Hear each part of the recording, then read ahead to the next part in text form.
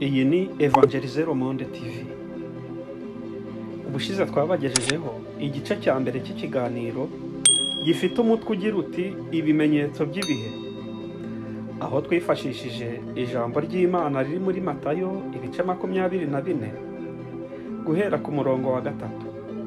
Yicaye ku musozi wa Elayono, abigishwa baza ahari biherereye, baramubaza bati tubwire, ibyo bizaba ryari n'ikimenyetso cyo kuza kwawe n'icy'imperuka y'isi ni ikihe? Yesu arabasubiza ati mwirinde hatagira umuntu ubayobya, kuko benshi bazaza biyitirira izina ryanjye bati ni njye Kristo. Bazayobya benshi.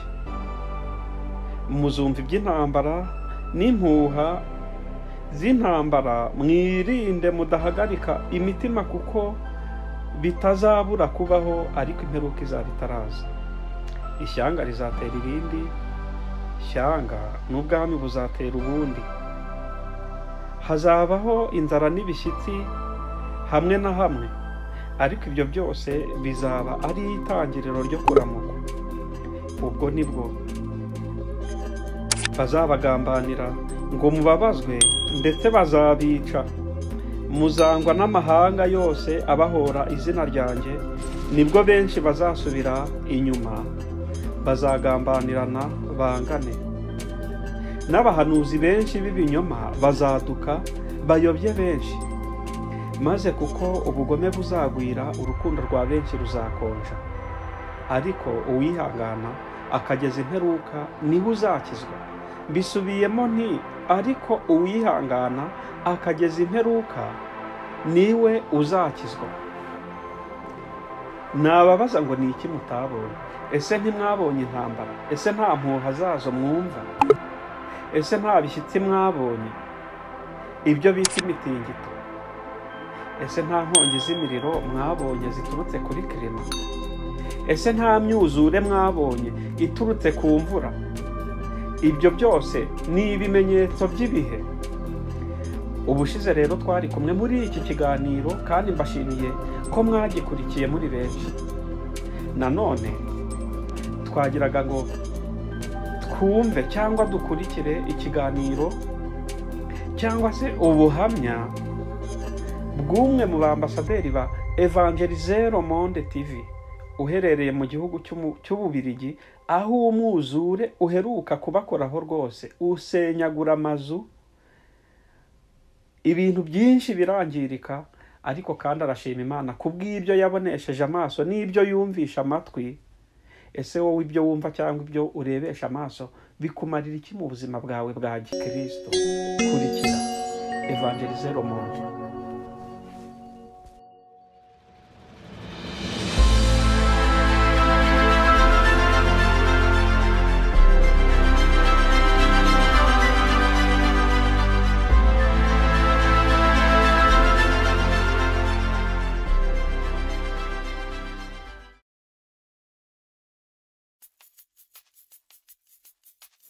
Ndabasuhuza inshuti bakunzi ba Evangelize Le Monde TV.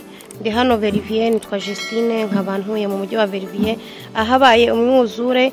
Nyuma yuko habaye imyuzure rero, ndashaka kugira ngo nshimire Imana yo mu ijuru yaturinze umuryango yacu, yaturinze. Ndashimira cyane cyane abantu bakomeje gusenga banaduhamagara, kuko buriya agakiza ni ubuzima. Agakiza kagomba kuba ubuzima. Kuri iyi sheni rero tunyuzaho ibintu by'agakiza, tukanyuzaho ijambo ry'Imana, amatemwanyaje.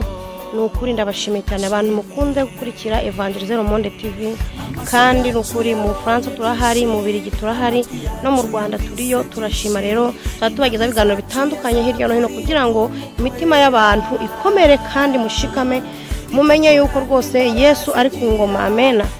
Yesu ari ku ngoma, kandi Yesu n'umwami yaratsinze. Nta kintu na kimwe kigomba rero kudukura ku rukundo rw'Imana, nta kintu kigomba gutandukanya n'Imana. Ijambo ryayo riravuga ngo niki cyantandukanya n'urukundo rw'Imana? Ntacyo. Ni ukuri, si urupfu, si imitingito, byose ntibyadutandukanya rero n'urukundo rw'Imana. Uyu munsi rero nkaba ngarutse kubereka, nyuma yuko umwuzure tugeraho, murabona abantu aho imitungo y'isi turiko dushaka iri, byose byarapfuye, byararangiye nyine, nuko njya gushakisha bundi busha. Ariko ni ukuri amaso yacu yabonye byinshi, amatwi yacu yumvishe byinshi, intambwe zacu rero izaguriye kuyikorera. Nkabashimira cyane rero abantu mwifatanyije mudusengera mudutelefona. Imana yo mu ijuru ibaha amahoro. Turi amahoro, turashima Imana. Nkomeje no kwihanganisha abantu, hari abantu benshi batuye muri quartier babuze, abandi barapfuye. Turashima twebwe Imana ko turiho, ariko tunabihanganisha yuko nukuri tubakomeza, kuko hari abantu benshi batazi Imana kandi nukuri bihebye, bakeneye rero kugira ngo bamenye neza Uwiteka, bamenye Imana. Ibintu byose byo mwisi twiruka dukorera, tumenye ko Yesu ari ufite imfunguzo za byose kandi ari we nzira n'ukuri n'ubugingo. Rero nukuri abadukurikiye mwese aho muri mwese ndabashimiye cyane, kandi dukomeze tunasengera isi yose, tube maso dusenge. Ikindi kintu nagira ngo mbabwire, mukura amaso ku by'isi, mureke turebe iby'ijuru. Hari ukuntu abantu bakunda kuvuga bati abantu bari mu Bubiligi, bari muri France, mbese turi muri ibihugu byo hanze turi abakire twagezeyo. Nukuri ntabwo twagezeyo, isi ntabwo isakaye, ahantu hose ibibazo birahagera. Murabona yuko natwe bihageze.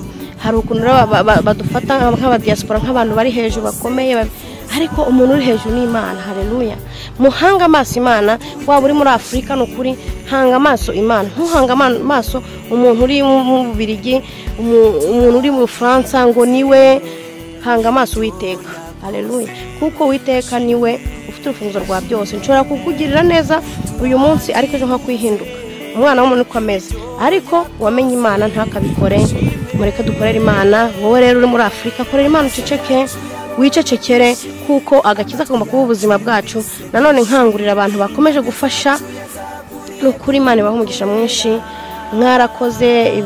Hano hari solidarite ntigeze mbona, hari solidarite, abazungu bari gufasha abantu bose batandukanya, birabura, mbese urukundo rwabaye rwinshi. Rero urwo rukundo mu bigendereho, turugendereho, ntirucike, tugwize urukundo, kuko na Yesu nicyo kintu yavuze. Ntiyavuze ngo itegeko riruta yandi yose, mukundane nk'uko mwikunda. Nukunda mugenzi wawe ntago uzamwifuriza ikibi. Amen. Murabona ibintu twirirwa twirukira by'isi, umuntu bamuhamagare ngo ndi busy, ngo nta mwanya mfite, ugasanga uhuye na mwene se nyuma y'imyaka 5 kandi muturanye mwegeranye. Mureke dukundane. Niba ufite mwene se mufitanye ikibazo mu gikemure, kuko iyi si izashirana n'ibyayo. Ibyo twirirwa tuyoshaka mu mirimo, mu kazi, hose bizatabishira. Murabona ko bamwe byagiye deja, ubu kongera kwiyubaka ubuzima ntago byoroshye. Hari bamwe rero bagize ibibazo bya trauma, tunihanganisha. Hano muri uyu mujyi hari abantu babuza amajwi yabo kubera ingaruka y'umwuzure, kubera n'amatiyo n'amagaze, ibintu byarivanze. Hari bamwe benshi babuza amajwi, batari kubasha kuvuga, mbese bagize ingaruka z'ibi byose. Rero nkabashimira cyane. Ndamukomeze rwose kudukurikira kuri Evangelize Le Monde TV. Tubagezaho byinshi bitandukanye, cyane cyane byo komora imitima y'abantu, byo komora imitima y'abantu. Abantu bararushe muri iyi si, ni benshi cyane bararushye. Rero mureke dukorera Imana. Wowe nkurikiye rero, korera Imana, wicecekere, ubundi uhanga amaso Uwiteka, kuko niwe byose, niwe ufite urufunguzo rwa byose. Kandi nukuri mukomeze, mube maso, mukomeze, kuko utarabona ibi byose biri kutugeraho biranditswe. Nta surprise, biranditswe, byarahanuwe, byarahanuwe. Mureke rero dusenge, ubundi twimike urukundo. Yesu naza azasanga twiteguye. Shalom shalom. Ngewe nitwa Justine, ndabakunda cyane. Uwiteka abane namwe. Korera Imana, wicecekere.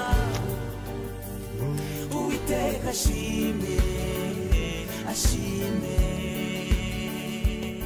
amaso yacu